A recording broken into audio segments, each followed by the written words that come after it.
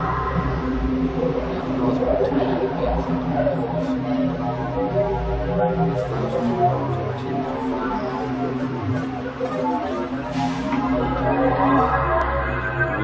rule out the possibility that creatures who may well be superior to us are interested in what is happening on our Earth. The convergence of globalization and technology has created a new brand of terrorism. There were persons who, for whatever reason, came to view their home country as the enemy. The kind of right-wing, religious-based domestic terrorism. Disturbing news tonight about homegrown terror. Part of this is big change in the White House, a new cultural experience, and some of the crazies are coming out of their closet. Right now, it looks like there is no connection between the men arrested and any known terrorist cell. Homegrown. Yeah, homegrown, I should say. Folks, we've got a very serious situation here. I'm holding what is called the right-wing extremism, current economic and political climate, fueling resurgence and radicalization and recruitment.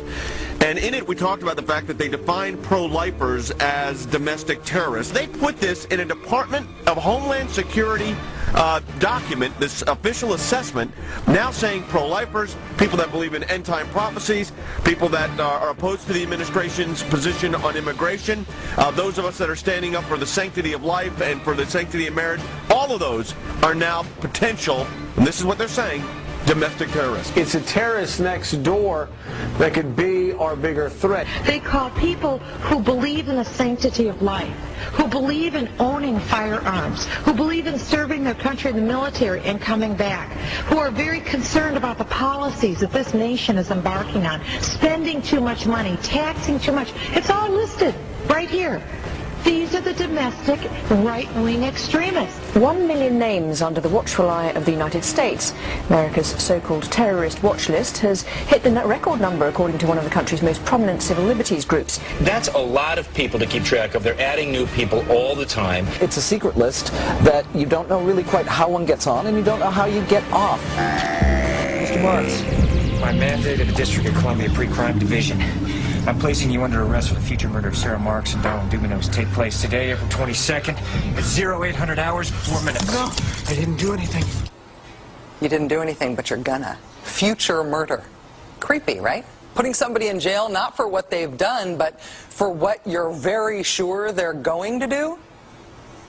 There may be a number of people who cannot be prosecuted for past crimes. In some cases because evidence may be tainted, but who nonetheless pose a threat to the security of the United States.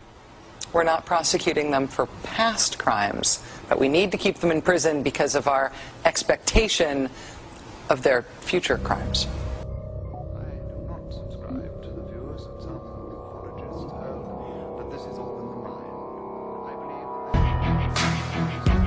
I have a quick question while you're saying that. Do you think Americans are justified in thinking that H.R. 645 could lead to detainment camps for American citizens during martial law? I don't know this number. You'll have to tell me. The emergency center establishment. Yeah, I know that's their goal. They're setting up the stage for violence in this country. There's no doubt about it. Thank you.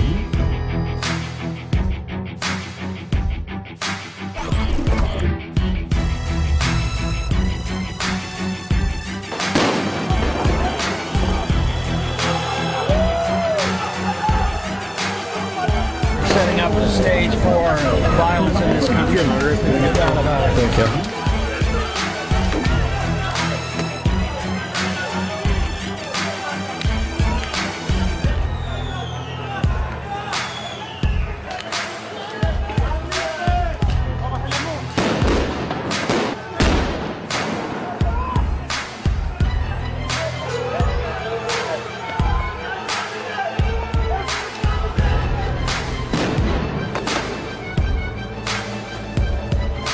Greetings Americans, we are anonymous. We have noticed that most of you still do not know that something is wrong in the world.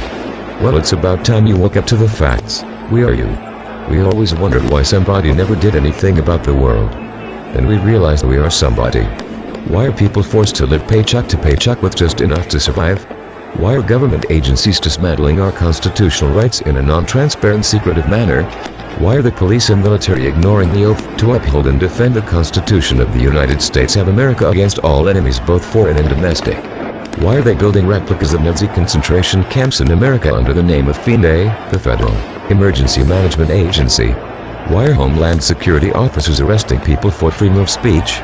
For filming cops killing and beating people. These new cops don't take the oath to defend the Constitution. They are here to bring in the New World Order. Why? We are here now to answer these questions. But it will not be easy for you to accept, but I warn you it's very real. Your first reflex will be to call it off as bullshit and keep ignoring things. Now stop right there. We will lay it all out on the table. These are all facts that you can do your own research on. It's all there out in the open for those who look. We know that your first reaction to this is fuck, this is bullshit, you want to block it out. Instead, we urge you to go online and research these things on your own. Become a well-informed, critical thinking person who sees the other people walking down the street as allies. Nothing will ever change unless you wake up and think about people other than yourselves. It's time to unite. Most of you are comfortable with your apartments and jobs living paycheck to paycheck, but think about it. What is this government gonna do to us? Do you think we can sustain this way of living anymore? Are there too many people in the world for it to sustain? Yes, there are too many people to sustain a greed-driving corporate system we have been conditioned to accept. The elite are aware of this and know the only way to keep the power we have given them is to bring us to our knees. We are here to expose this and how they will do it. In light of a newly uncovered U.S. Army document that outlines plans for prisoners, including U.S. citizens, to be re-educated in detention camps, it's worth reminding ourselves of the fact that Barack Obama's political mentor, weather underground terrorist Bill Ayers, once called for precisely the same thing. According to former FBI agent Larry Gradwell, who was assigned to infiltrate the Weather Underground's Central Committee, the organization run by Bill Ayers carried out bombings targeting the Pentagon, the State Department, as well as police stations and federal buildings, in an attempt to cause the collapse of the United States government and open the door for Cuban, North Vietnamese, Chinese and Russian troops to occupy the country. Gradwell stated that Ayers and his group planned to deal with Americans who would try to resist this takeover by establishing re-education centers in the Southwest. Asked what he would do with those who still refused to convert to communism, Ayers said that they would have to be eliminated, as in 25 million Americans would be killed in concentration camps. Gradwell said the weathermen told him the camps would be used to re-educate people into the new way of thinking. This provides yet more historical context to underscore the point that using detention centers to re-educate prisoners into a new way of political thinking is the hallmark of a tyrannical regime. The U.S. Army document that we highlighted yesterday targets political activists for indoctrination programs once they are incarcerated inside the prison camps. The document is a how-to manual on treatment of detainees, including civilian internees interned for security reasons, or protection, or because he or she committed an offense against the detaining power. The document makes it clear on numerous instances that the re-education program, designed to remove antagonistic attitudes and enforce understanding and appreciation of U.S. policies and actions, is not just limited to prisoners in foreign countries like Afghanistan and Iraq. The rules also apply within U.S. territory as part of civil support operations in conjunction with FEMA and Homeland Security in the aftermath of man-made disasters, accidents, terrorist attacks and incidents in the U.S. and its territories, so long as the President passes an executive order bypassing posse comitatus. The manual says the indoctrination program may be performed as domestic civil support operations. That executive order bypassing posse comitatus is already passed. It's called the National Defense Authorization Act, and it has been ratified. The fact that Bill Ayers and the Weather Underground also planned for re-education camps to be used to incarcerate American citizens is alarming given President Barack Obama's relationship with Ayers, who helped launch Obama's political career. In 1995, State Senator Alice Palmer introduced her chosen successor, Barack Obama, to a few of the district's influential liberals at the home of two well-known figures on the local left, William Ayers and Bernardine Dohrn, reported Politico's Ben Smith. Maria Warren, an Obama-supporting liberal who attended the Chicago meeting, also confirmed Ayers' presence in Israel in launching Obama's political dynasty. When I first met Barack Obama, he was giving a standard, innocuous little talk in the living room of those two legends in their own minds, Bill Ayers and Bernardine Dohrn. They were launching him, introducing him to the Hyde Park community as the best thing since sliced bread, wrote Warren. According to retired Illinois postman Alan Hulton, Ayers' parents also bragged about how they paid to put a foreign student, almost certainly Obama, through school. The connection between Ayers' advocacy for re-education camps, his relationship with Barack Obama, and an Army document which clearly states that such indoctrination programs can be used against Americans so long as the President passes an executive order, represents a chilling triumvirate. The link to the document are here. So what else is happening? The U.S. Department of Homeland Security just bought 500 million rounds of hollow point ammo. This ammo only has a shelf life of 7 years, and there's only 350 million people in the USA. The NDA has lifted habeas corpus and posse comitatus from the Bill of Rights. This will allow them to detain and kill as citizens indefinitely without a fair trial and even execute people without due cause if they are a suspected terrorist. Keep this in mind when you hear this. This was online only a short time before people started getting this image on the link. This is what it said.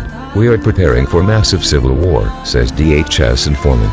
In a riveting interview on Trans Radio, Wednesday, private investigator Doug Hadman said high-level, reliable sources told him the U.S. Department of Homeland Security, DHS, is preparing for massive civil war in America. "We have problems. The federal government is preparing for civil uprising," he added. "So every time you hear about troop movements, every time you hear about movements of military equipment, the militarization of the police, the buying of the ammunition, all of this is. They, DHS, are preparing for a massive uprising."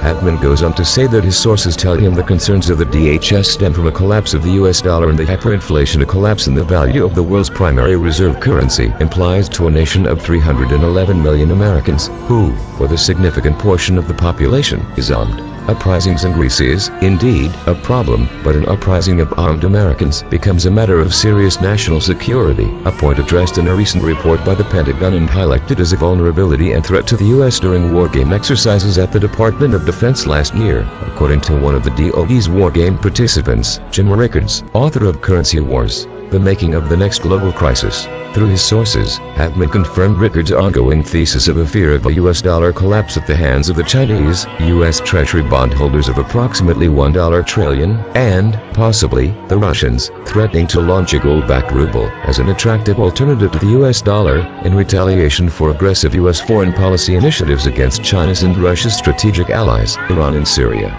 "The one source that I've known since 1979, Hadman continued. He started out as a patrol officer, and currently he is now working for a federal agency under the umbrella of the Department of Homeland Security.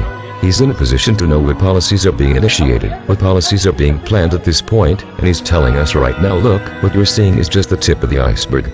We are preparing, we, meaning the government, we are preparing for a massive civil war in this country. There's no hyperbole here," he added, echoing Trends Research Institute's founder Gerald Chalente's forecast of last year. Chalente expects a collapse of the U.S. dollar and riots in America sometime this year. Since Chalente's Civil War prediction of last year, executive orders and DAA and National Defense Resources Preparedness were signed into law by President Obama, which are both politically damaging actions taken by a sitting president. And most recently, requests made by the DHS for the procurement of 450 million rounds of hollow point ammunition only fueled speculation of an upcoming tragic event expected on American soil. These major events, as shocking to the American people as they are, have taken place during an election year, escalating preparatory activities by the executive branch and DHS throughout the last decade, from the Patriot Act to countless executive orders drafted to suspend or strip American civil liberties, are just the beginning of the nightmare to come, Hadman said. He added, "It's going to get so much worse toward the election, and I'm not even sure we're going to have an election in this country. It's going to be that bad, and this, as well, is coming from my sources." But one source in particular said, "Look, you don't understand how bad it is. This stuff is real. These people, the Department of Homeland Security, DHS, they are ready to fight the American people." True News Wiles asked Hadman, who does the DHS expect to fight, in particular? Another North versus South, the Yankees against the Confederates? Hadman stated the situation is far worse than a struggle between any two factions within the U.S. It's an anticipated nationwide emergency event centered on the nation's currency.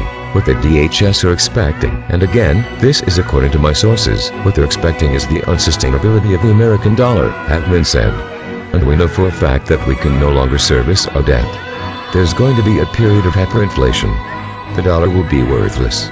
The economic collapse will be so severe, people won't be ready for this.